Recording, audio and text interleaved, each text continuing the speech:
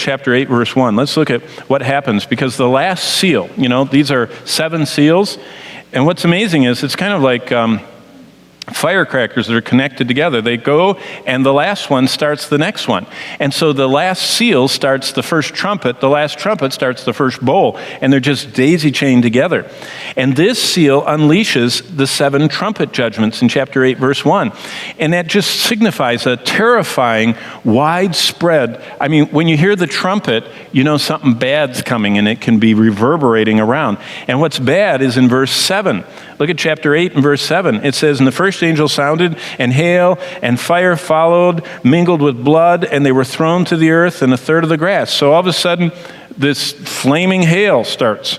And then the sea, look at verse 8. "The second angel sounds, and something like a great mountain burning with fire is thrown into the sea. And they look up, and a huge ball of fire falls from the sky, hits the sea, and destroys a third of the ocean, only it wasn't computer generated."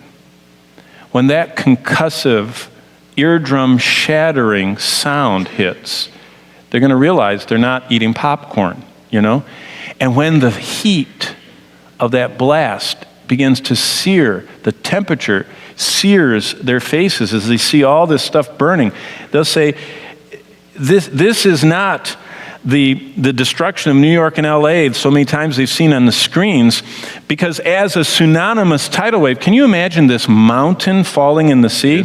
By the way, but can you imagine at this time one of those things coming through the atmosphere, entirely burning, lands in the middle of the ocean, and can you imagine the tsunami from that? And this synonymous wave begins to absolutely beyond imagination, following the flaming ball of fire that plunged into the sea, and all the other fires that come down, and everything is falling apart.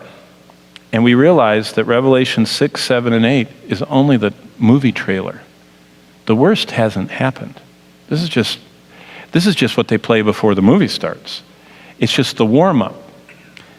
Amazing. Each of these disasters is only a preview of the devastating fire of God that's coming, because the ultimate destruction consumes everything, every person, and makes everything new. And that's not till chapter 20. So there's a lot more to happen.